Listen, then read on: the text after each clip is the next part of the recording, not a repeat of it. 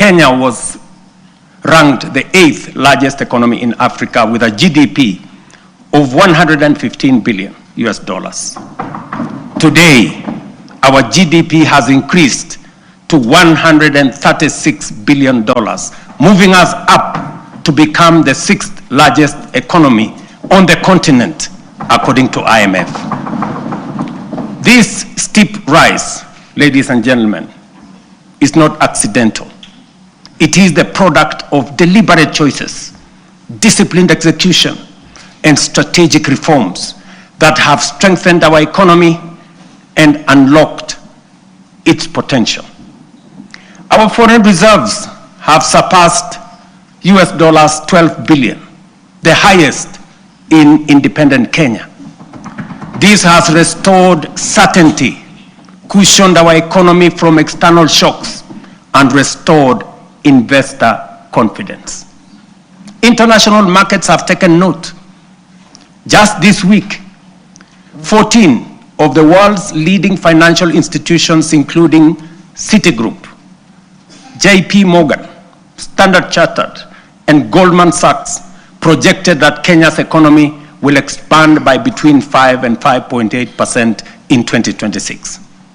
This confidence is anchored in solid fundamentals: lower credit costs, rising exports, improved household spending driven by low inflation, and a broadly stable macroeconomic environment. Standard & Poor's has upgraded Kenya's sovereign credit rating from B- to a firm B, our first upward revision in many years, signaling renewed international confidence. This upgrade lowers our risk profile, attracts more investment, and reduces borrowing costs for both government and the private sector. Fellow citizens, our foreign direct investment has more than tripled from US dollars 463, or about 60 billion shillings in 2021, to US dollars 1.5 billion, almost 195 billion Kenya shillings in 2024. In the last 36 months, over 300 new businesses, including 500 foreign companies, have registered and set up shop in Kenya, reflecting renewed confidence and improved ease of doing business. The Nairobi Securities Exchange has recorded a powerful resurgence, now recognized as one of the best performing emerging markets globally. Since January 2025, investor wealth has grown by over 1 trillion shillings, driven by a broad share price rally that has reestablished the Nairobi Securities Exchange as a premier asset class. The NSE is on track for its strongest performance in over a decade, building on last year's remarkable gains. This renewed vibrancy is a clear vote of confidence in Kenya's direction and in the reforms we have undertaken. In short, Mr. Speaker, honorable members, the world's most respected economic assessors and market sentiment are affirming that what we already know, that our economy is strengthening, our prospects are brightening, and confidence in Kenya is rising. Our critics, the high priests of eternal pessimism, who criticize without responsibility and tear down without offering alternatives, will want you to believe that our economy is going in the wrong direction. But while everyone may speak their mind, and that is the beauty of our democracy, no one is entitled to manufacture self-serving falsehoods and traffic them as facts. And facts are exactly what I present here today: clear, verifiable, and indisputable. Mr. Speaker, one of the greatest contributors to the high cost of living is the cost of food. Kenyans in 2022 marched with empty sufurias, a stark symbol of frustration and unbearable cost of basic commodities. From the very outset, we made an intentional and strategic decision to subsidize production and not consumption. We understood that lasting relief would not come from temporary subsidies and price controls, but from strengthening the foundations of agricultural production. We also recognized that agriculture is not merely another sector of our economy. It is the lifeline of our nation. If we were to secure households, stabilize prices, create jobs, expand industry, and spur exports, agriculture had to be the fulcrum of our transformational agenda. To organize the sector and improve service delivery, we launched an integrated digital platform to register farmers. In 2022, fewer than 300,000 farmers were on record. Today, over 7.1 million farmers are registered on the Kenya Integrated Agricultural Management Information System, giving us visibility to design scientific targeted interventions and eliminate extortionists, getaway brokers, and drive out cartels and middlemen. This has enabled us to implement the fertilizer subsidy program at scale. To date, over 21 million bags of affordable fertilizer have been distributed, reducing the price by nearly 2/3 and saving farmers Kenya shillings 105 billion so far. This year alone, we delivered 7 million bags of fertilizer and 35 million kilos of certified seed. And next year in 2026, we plan to distribute 12.5 million bags across all the 1,450 wards, ensuring every farmer has access to affordable inputs. The impact has been phenomenal. Productivity in all our agricultural sectors has gone up. National maize harvests have risen from 44 million bags in 2022 to 67 million bags in 2024, setting the stage for a historic harvest this year of 70 million bags. The results are visible in markets and homes. The price of a 2-kilogram packet of flour has fallen from what it was 250 in 2022 to as low as 130 today. For millions of households, this is meaningful daily relief. The transformation across our value chains is equally compelling.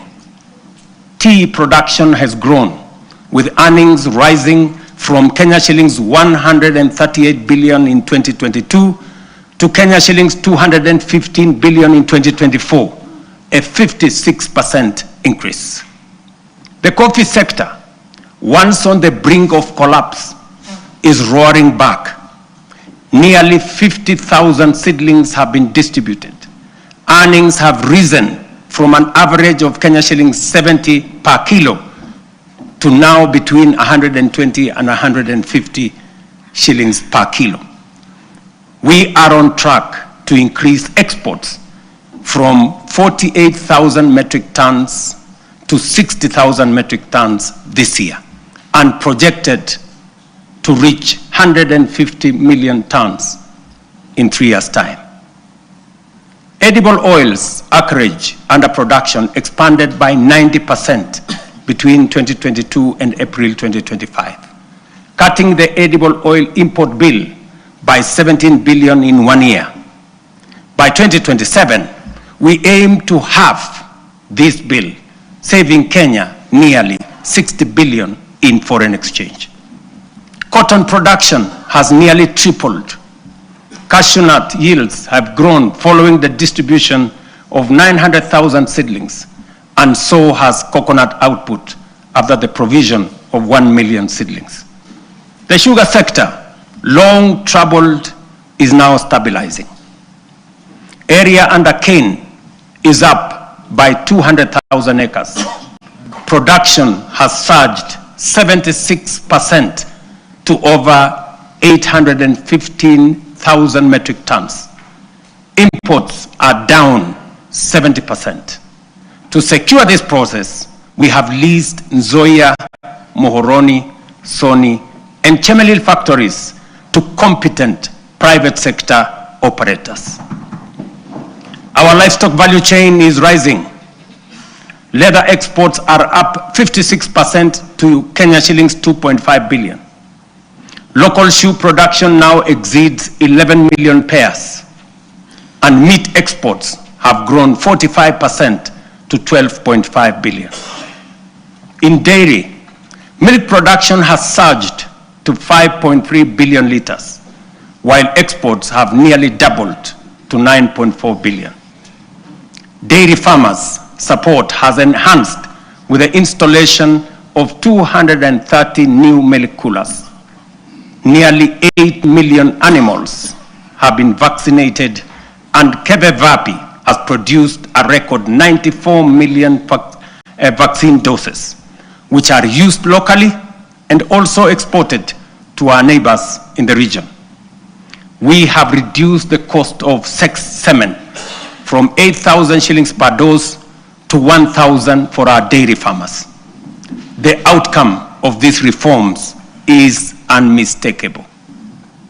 We have enhanced food security, raised farmer incomes, driven agro-industrialization, and expanded Kenya's export footprint.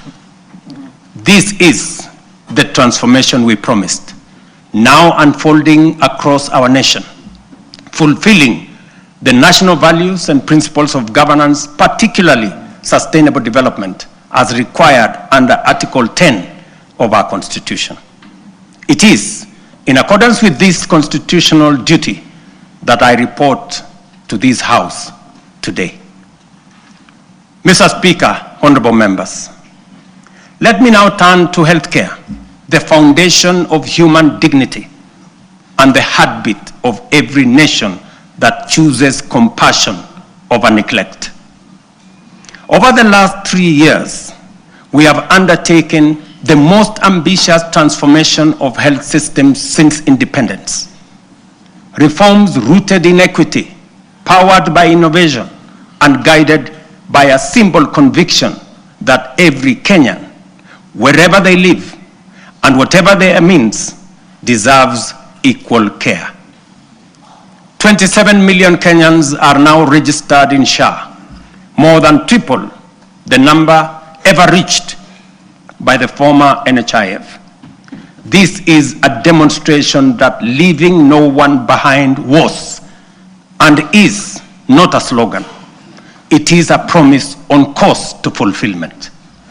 Additionally, more than 10,000 health facilities across the country have signed in to serve under this new system. But honorable members, real health care begins long before patients reach a hospital. That is why in September 2023, we deployed 107,000 community health promoters, the largest primary health workforce in our history, trained, equipped, and present in every ward in all our 47 counties. Their impact has been extraordinary. Consider 3 statistics. 8.9 million households have so far been visited. 9.9 million diabetes screenings have been done with 134,000 cases diagnosed. 6.5 million hypertension screenings have been conducted with 305,000 cases confirmed. Millions of lives have been touched and thousands saved. This is what equity looks like. This is the meaning of universal health care. This is leaving no Kenyan behind indeed. Behind these numbers stand the community health promoters, quiet, devoted, tireless, heroes of this new era. Today, we honor them. We thank them. To them, we say Kenya is healthier because of you. Mr. Speaker, when I promised that those unable to pay would be supported by government under UHC, the cynics scoffed as usual. Today, we are paying premiums for 2.3 million vulnerable Kenyans, including orphans, widows, the elderly, and those without income, because for them, healthcare is not a privilege. And I must commend members of this august House who have stepped in to support vulnerable families in this gesture. We are also modernizing hospital equipment through the National Equipment Service Project, replacing the old MES model that burdened counties with heavy upfront costs. Under the new fee-for-service system, private partners install, maintain, and run state-of-the-art equipment, and public facilities pay only when they use them. We have overhauled KEMSA to end the chronic crisis of drug shortages, raising medicine availability from 48% to 68%, and to a projected 90% by the end of this year and 100% by March next year. This is more than healthcare reform. It is a long-deferred promise, finally taking shape. A Kenya where every citizen can face tomorrow with confidence, knowing their nation will stand with them in their hour of need. It fulfills our national values of dignity and equity as stated in Article 10 of the Constitution. In the same spirit, the government is strengthening financial protection for Kenyans under cancer treatment. Social Health Authority will enhance the cancer benefits package from the current 550,000 shillings to Kenya shillings 800,000, effective December 1. This enhancement responds to the rising cost of sustained cancer care and ensures that patients can access quality, uninterrupted treatment without facing financial hardship. Mr. Speaker, honorable members, when I assumed office, our education sector was in distress with a strained CBC transition, a chronic teacher deficit, universities on the edge of insolvency, and overstretched infrastructure. We moved quickly to restore education as the great equalizer. Through the student-centered funding model, scholarships and loans now follow need and merit, placing the learner at the center. Nearly 500,000 students have already benefited from this model. We then tackled the teacher crisis head-on. We have hired, as you all know, 76,000 teachers with 24,000 more to be brought in by January next year. That will translate to 100,000 teachers in 3 years, an achievement unmatched in the history of our country. Together with the national government CDF, we have delivered 23,000 new classrooms and 1,600 laboratories are under construction, easing congestion and giving CBC the dignified facilities it requires. TVET has become the engine of practical skills. Enrollment has leaped from 341,000 in 2022 to 718,000 as young Kenyans embrace engineering, ICT, modern agriculture, hospitality, design, and the trades that power a modern economy. In strengthening education at every level, we are giving life to the national values in Article 10, especially equity, human dignity, and sustainable development, ensuring every child has a fair chance to rise. Mr. Speaker, honorable members, 3 years ago when we said we would deliver affordable housing, the cynics dismissed it. They said it was fantasy. When they realized we were serious, they called it impossible. And when we broke ground across the country, they suggested that these projects would stall. Today, those doubts have given way to a very different question from Kenyans everywhere. How do I own one of these units? That is now the question.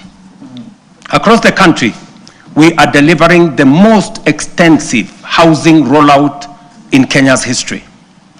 230,000 affordable homes. And we meet student needs. 178,000 beds have been packaged for universities, TVETs, KMTCs, with 74,000 already under construction, transforming a sector where fewer than 10% once had decent accommodation.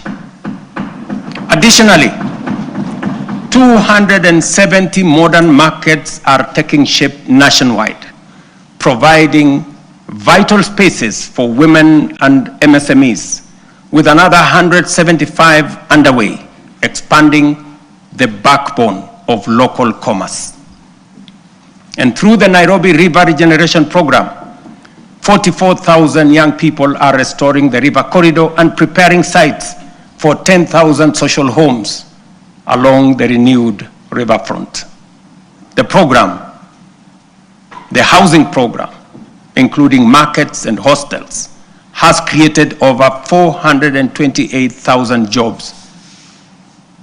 Jobs that include architects, engineers, plumbers, electricians, carpenters, masons, steel workers, transporters, and thousands of MSMEs in fittings, fabrication, and interior design work. At peak next year, it will employ at least 1 million Kenyans. Honorable members, this program is far more than housing. It is a national empowerment engine, creating jobs, formalizing the informal sector, revitalizing micro, small, and medium enterprises, restoring our environment, and building resilient communities. It advances equity, dignity, and sustainable development, the very values anchored in Article 10 of our Constitution. Mr. Speaker, honorable members, allow me to turn to a sector that carries the hopes of nearly every Kenyan family, our micro, small, and medium enterprises. MSMEs are the backbone of our economy, the engine room of innovation, and the daily hustle of more than 15 million Kenyans. For decades, access to affordable credit trapped millions in frustration. Without collateral, there was no loans. For the millions blacklisted, every door of opportunity was shut. And when banks refused to take a chance, their dreams simply stalled. As promised, we broke that cycle. The Financial Inclusion Fund, the Hustler Fund, now stands as the largest financial inclusion program since independence, extending over 80 billion shillings to 7 million Kenyans. And those who were blacklisted, the 7 million once blacklisted Kenyans, have since repaired their credits. 3 million small businesses and their owners, previously locked out of the formal finance, are now banked. And 2 million Kenyans are now frequent borrowers. Today, through the Hustler Fund Bridge Facility, 800,000 entrepreneurs are accessing up to 150,000 shillings each without collateral to expand and grow their businesses. But honorable members, credit alone is not enough. Many young people do not lack ideas, they lack opportunity. That is why we launched Nyota, the National Youth Opportunities and Transformation Agenda, one of the most ambitious youth empowerment programs in our history. Over the next 5 years, Nyota will uplift 820,000 unemployed young people through apprenticeship, recognition of prior learning, entrepreneurship grants, digital skills training, and support savings. When the program is fully implemented, it will have placed 90,000 young people into work or enterprise, certified 20,000 into different skill areas, capitalized 110,000 businesses, and matched savings for 190,000 savers, while building capacity of 600,000 more to undertake government procurement under the ACBO program. Ladies and gentlemen, over the past 3 years, our digital transformation agenda has become one of the most powerful engines of renewal. A quiet revolution changing how Kenyans live, how they work, learn, or do business. We have expanded the fiber optic by 24,000 kilometers and moved from 0 public Wi-Fi hotspots in 2022 to nearly 1,500 today, connecting communities once left behind. We have set up 300 digital innovation hubs with 400 in the pipeline, gateways where ideas grow and enterprises begin. At the heart of this shift is digital government. From less than 400 services on eCitizen to 22,500, we have delivered one of the fastest digital migration in the world. Access is easier, efficiency higher, leakages sealed, and corruption pushed out. And as our young people are driving it, nearly 2 million have been trained in digital skills, and 300,000 now earn a living online through Ajira, Jitume, and our expanding business process outsourcing sector. Mr. Speaker, having set out the work of the last 3 years, it would be easy, almost comfortable, to pause, congratulate ourselves, and settle into the warmth of modest progress. But comfort is how nations stall. It is how Kenya once slowed while the Asian tigers raced ahead. We cannot allow that. We will not allow that. And we must not allow it. Because this moment demands more of us. More courage, more ambition, and a refusal to settle for the ordinary. As I said earlier, we often speak of the Asian tigers with a reference that makes their rise seem like a miracle from a distant world. We marvel at how they journeyed from poverty to industrial powerhouses, from aid recipients to exporters of world-class goods. And we ask, what secret advantage did they have? History answers us plainly. They had none. Their rise was not magic.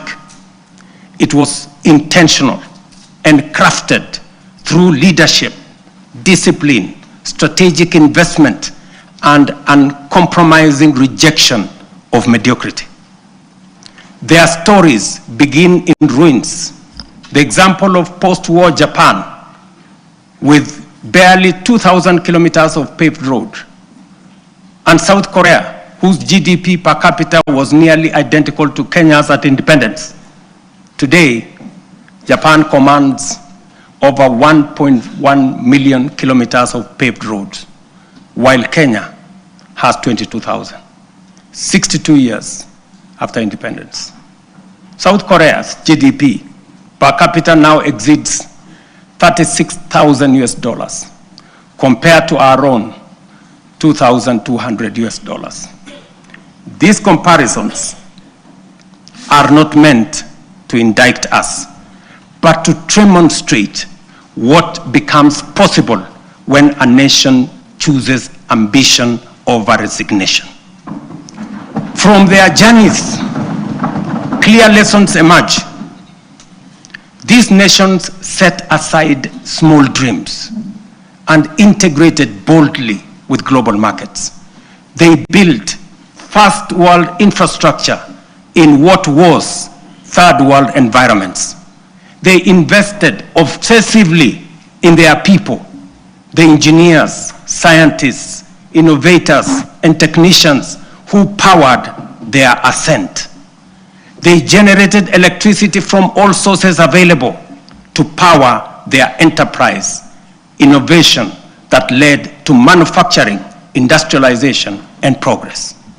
They simplified investment through institutional reforms that allowed capital, technology, and talent to progress without friction. They prioritized production by planning their industries long before those industries emerged. Critically, they nurtured ecosystems of relentless innovation, giving rise to global giants like Samsung, Hyundai, Toyota, and Sony, companies that began modestly and grew to define modern history.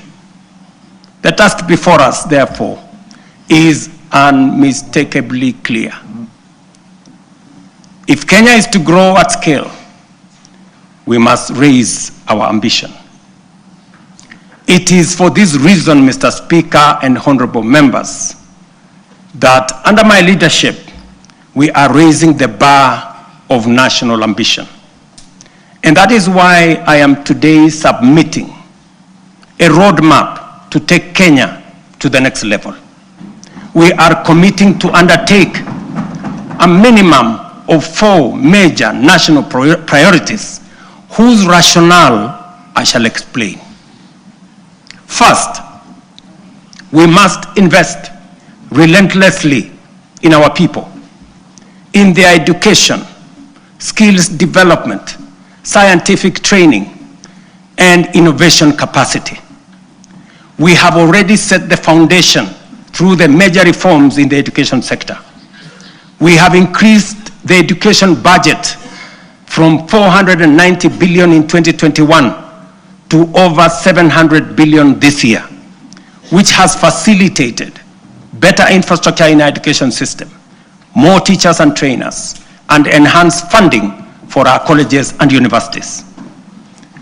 I have reorganized government departments to establish a dedicated State Department for Science, Research, and Innovation to support the urgent need to scale up STEM courses in our education system, strengthen innovation, promote research, and create a pool of high-level professionals in engineering and science.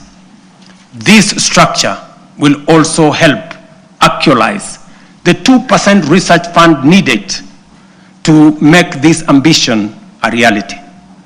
We must fund startups and deliberately scale up and commercialize innovation to create new companies. We must actualize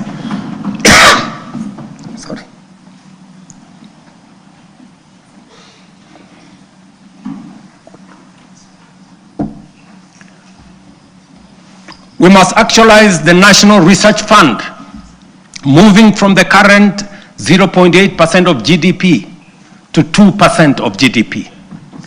This leaves us with a shortfall today of 180 billion. Progressively, we should grow the fund to 1 trillion over the next 10 years. We will mobilize domestic public resources, private investment, venture capital, and other private sector financing to drive this effort, because no nation rises above the abilities of its citizens. Let me repeat that.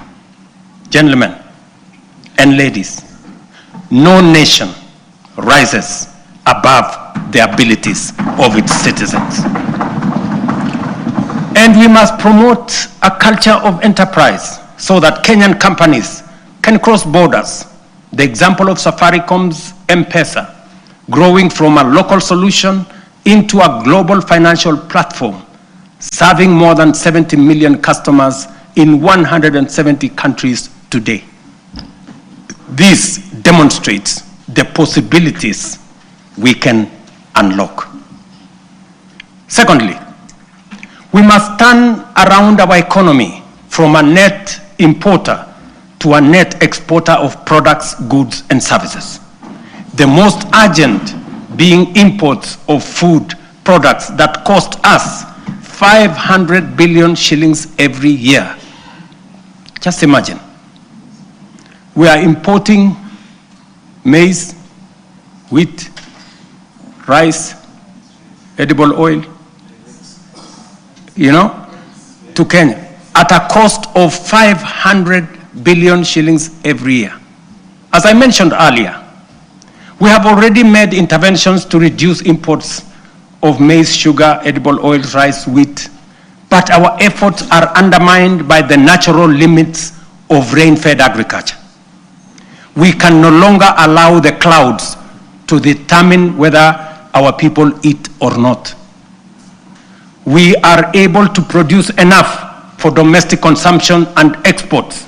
Expanded modern irrigation is now necessity and the only path forward. We are endowed, ladies and gentlemen, honorable members, with arable land, yet we all know only 15% of Kenya can support rain-fed agriculture. And this limited area is what we have relied on to feed the entire nation. While 85% of Kenya does not receive sufficient rainfall, if we harvested and stored rainwater, we can bring vast arable lands in these arid and semi-arid regions into productive use. With the dams, we can transform our arid and semi-arid areas into hubs of agricultural production, even in the absence of rainfall. We must never give up on the potential of these regions simply because they receive little rain. And we must never confuse the lack of rain with the lack of water. This is why we must build at least 50 mega dams nationwide, alongside 200 additional medium and small dams and thousands of micro dams to collect and store water, not only to secure our food supply, but to bring at least 2.5 million additional acres under irrigation within the next 5 to 7 years. Therefore, the commitment to harvest and store water is not simply about food and water security. It is a strategic, nation-shaping investment, one that underpins our aspiration to be a net exporter of agricultural products, underpins economic independence, rural prosperity, and sustainable development. The Ministry of Water and Sanitation and Irrigation, alongside all relevant agencies, have already mapped out precise locations of these dams. These projects span the breadth of our republic. Sorry. From the High Grand Falls, a mega dam on River Dawa in Mandera, Isiolo, Pasalinga Dam, Yata in Machakos, Singli Canal in Garissa, Soin Koru in Kisumu, Rumuruti in Laikipia, Thochi in Embu and Tharaka, Lowat in Turkana, Mahoya Dam, Studling, Nyeri and Kirinyaga, Narosra in Narok, Aror in Elgeyo Marakwet. Others include Ndarugu in Kiambu, Kokwanyo in Homa Bay, Rare in Kilifi, Tongaren in Bungoma, and many more strategic sites nationwide.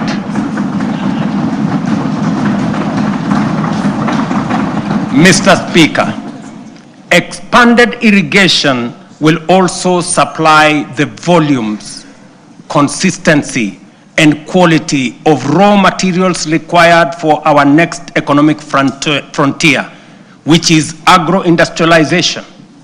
Irrigation will produce the raw materials, and our SEZs, EPZs, and county aggregation and industrial parks will convert them into high-value products for national, regional, and global markets.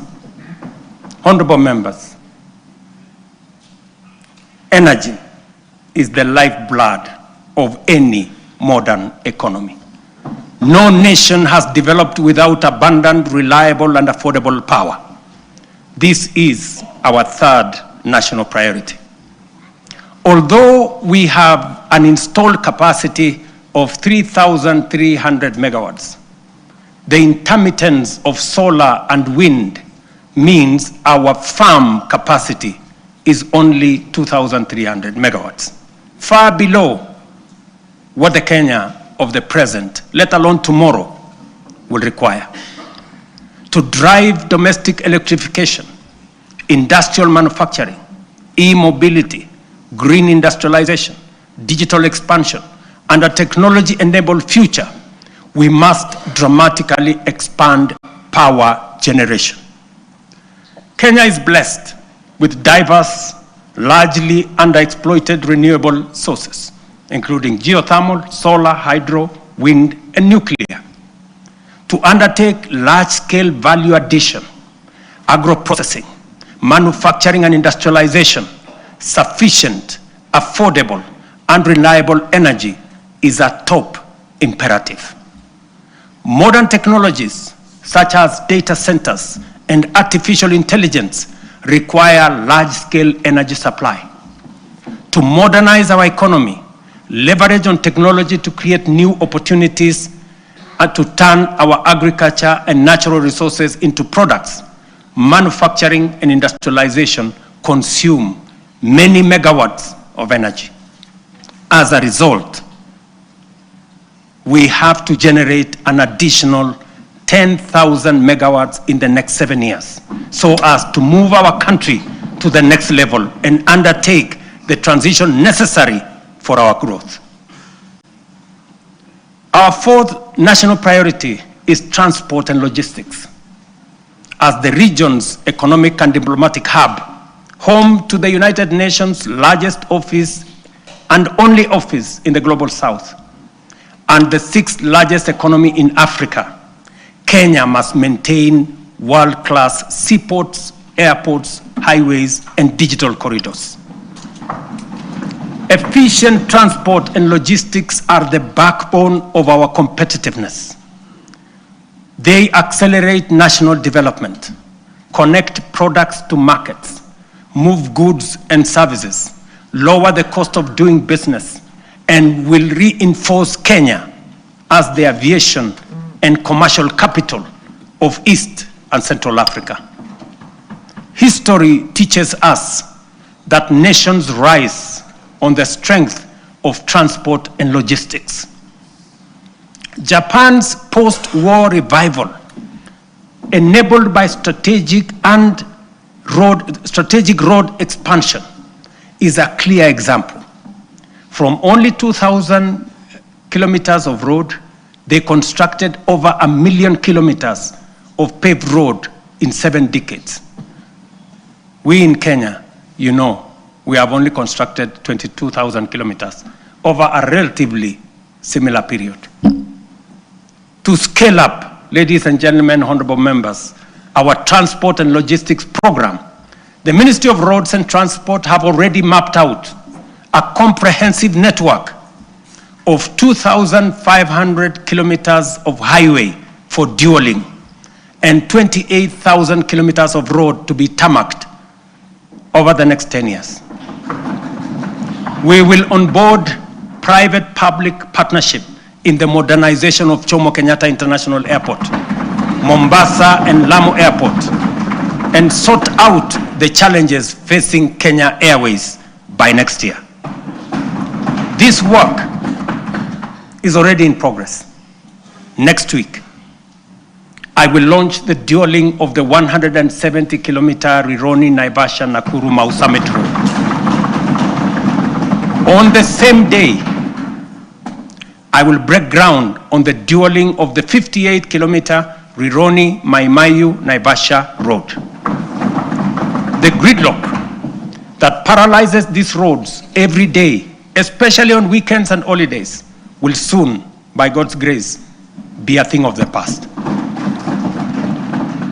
Additionally, roads earmarked for dualling include Muthaiga Kiambu Ndumberi, Machakos Junction Mariakani, Mau Summit Kericho Kisumu, Kisumu Busia, Mau Summit Eldoret Malaba, Athi River Namanga, Karatina Nanyuki Isiolo, Makutano Embu Meru Maua, Mtwapa Malindi Mombasa, all the way to Lungalunga, Kericho Kisii Migori Isabenia, and Nakuru Nyahururu Karatina Kisii Oyugis Ahero. The northern bypass, James Gishuru roads, Bomas Karen Gong, and Bomas Ongata Rongai Kiserian, including Gong Isinya and Naivasha to Kikuyu, among many other key corridors nationwide. This infrastructure drive will also include extending the standard gauge railway from Naivasha to Kisumu and eventually to Malaba. And that exercise, ladies and gentlemen, is beginning in January. In just 2 months, we will be beginning that process. Honorable members, estimates indicate that achieving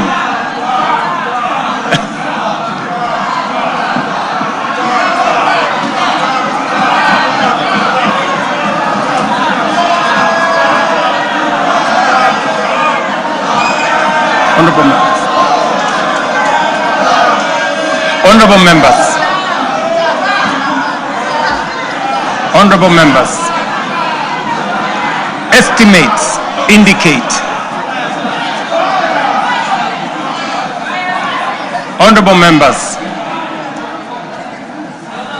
estimates indicate that achieving these 4 priorities will require at least 5 trillion. This is undeniably a large sum. Some may see it as unrealistic, even audacious, for a country like ours. But allow me to recall President John F. Kennedy's words in 1962 as he rallied America to reach the moon. And this is what he said, and I quote, "We choose to go to the moon in this decade and do the other things, not because they are easy, but because they are hard.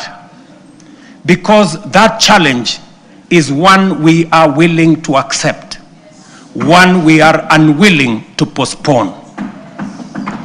These 4 projects are our national imperatives, commitments we must embrace without hesitation, not because they are easy, not because they are cheap, but because they are absolutely necessary, because they are worthy of our time. This is the assignment of our generation. This is the purpose for this administration and this parliament, the 13th parliament. And this is the moment we must rise up to. Which brings us to the next question. Given our fiscal constraints, how shall we finance these transformative projects and do so sustainably?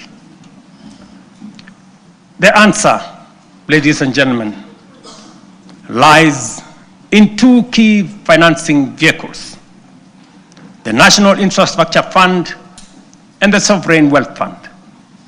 As noted earlier, our development ambitions require sustained, large-scale investment in education, in roads, in energy, water systems, logistics, transport, and digital network. Yet, our fiscal space is narrow. We cannot continue funding essential infrastructure through unsustainable borrowing and burdening taxpayers with additional taxes. But neither can we afford to postpone these imperatives without risking our future. There is need to be innovative in the use of our national revenues, or the national revenues at our disposal.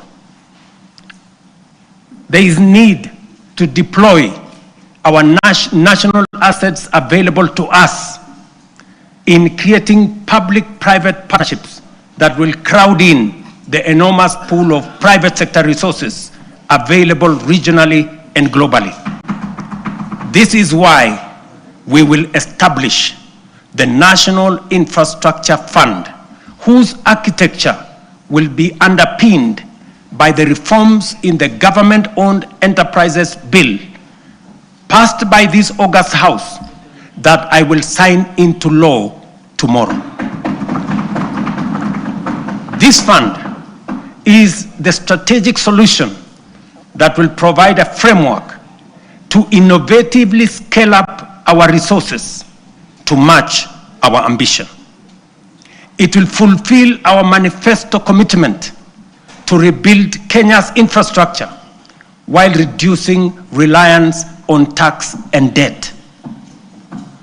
We will do this by using budgeted resources prudently and introducing a financing architecture that leverages capital markets, diversifies ownership through unlocking of national assets through privatization, and use PPP frameworks to channel private capital into public priorities.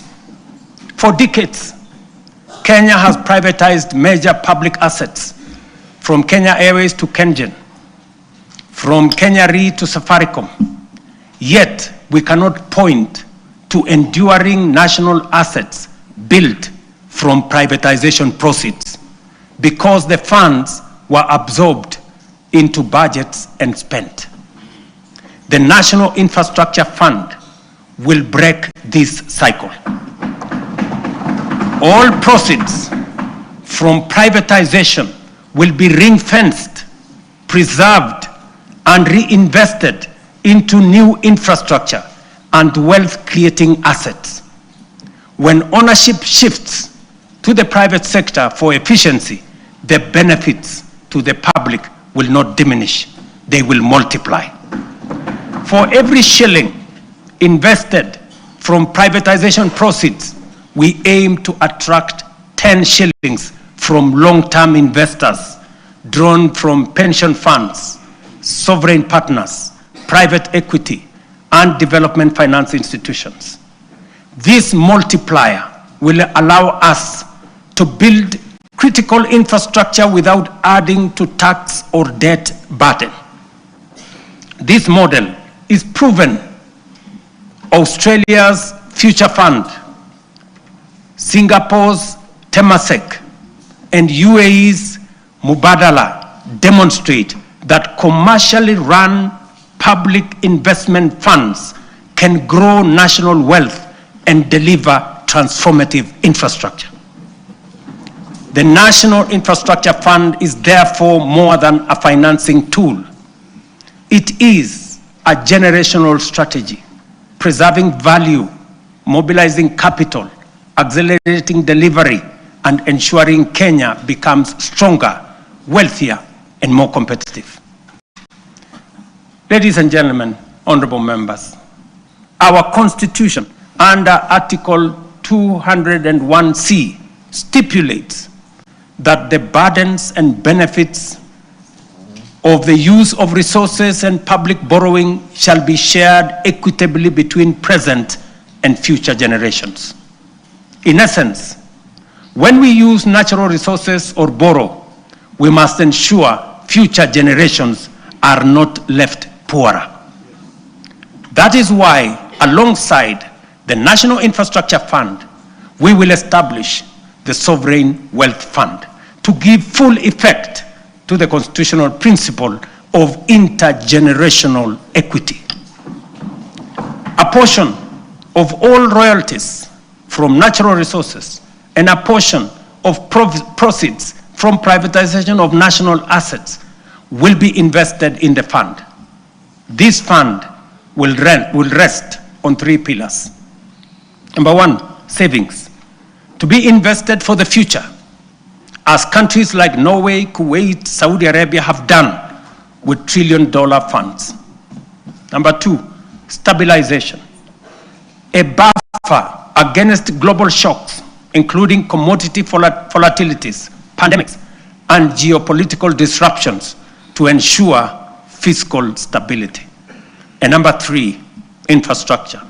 A carefully managed share will be invested in commercial terms to attract private capital to national projects while growing public wealth. History has already warned us. Along our coast region, titanium deposits have been exploited and depleted. And because we lacked a sovereign wealth framework, future generations will inherit nothing from the resources that we got from titanium. We cannot repeat this mistake. Mr. Speaker, honorable members, that is the scale of our national ambition. This is the blueprint for financing it prudently and responsibly. To shape this vision, I have engaged sincerely with leaders across the political spectrum. I've engaged many members of parliament, many governors, community leaders, and with Kenyans from all walks of life. I discussed this vision with the late Right Honorable Raila Amolo Odinga in the presence of Professor Anyang' Nyong'o, who reminded me that no nation has industrialized without roads, energy, and food security. I have engaged former President Uhuru Kenyatta, who emphasized the necessity of scaling up infrastructure investments. Honorable members, allow me to express profound gratitude to the 13th Parliament for your outstanding contribution, your foresight, your consistency, focus, and commitment on what is good for Kenya. The progress made in the last 3 years would not have been possible without your legislative agility, principled oversight, and commitment to national interest.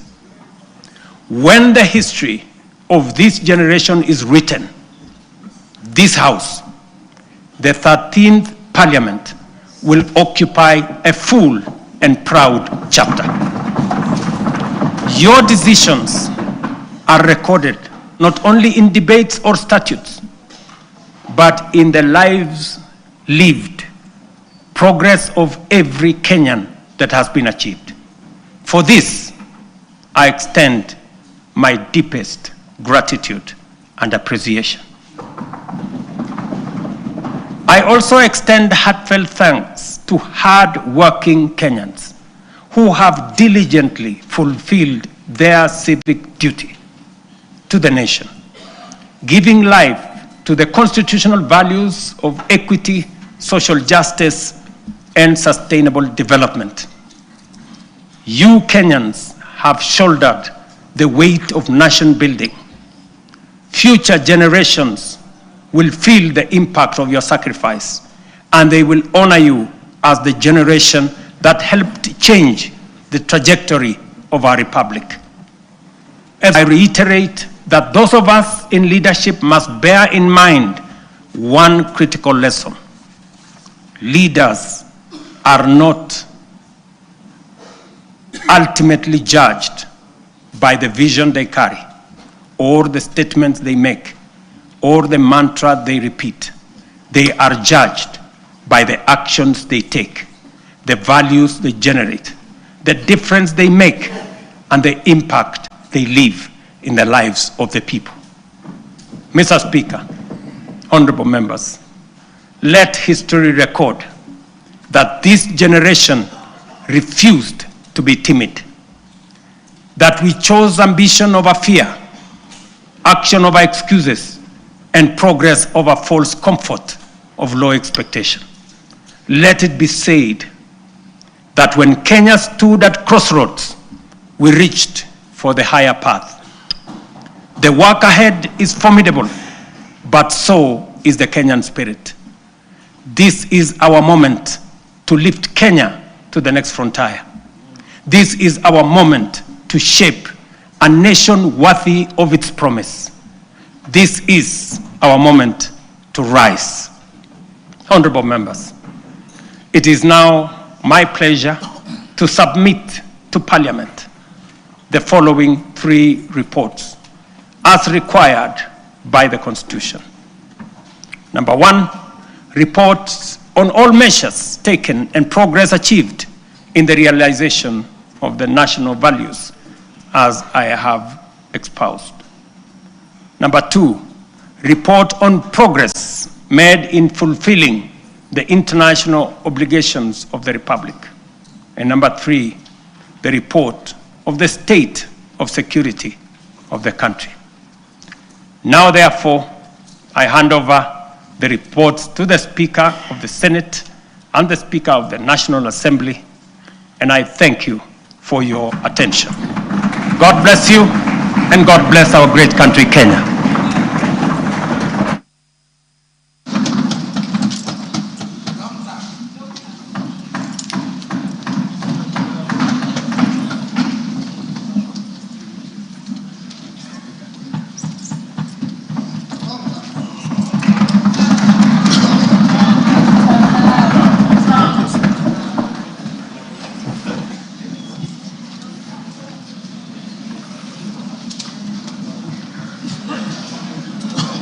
Honorable members, let us be upstanding.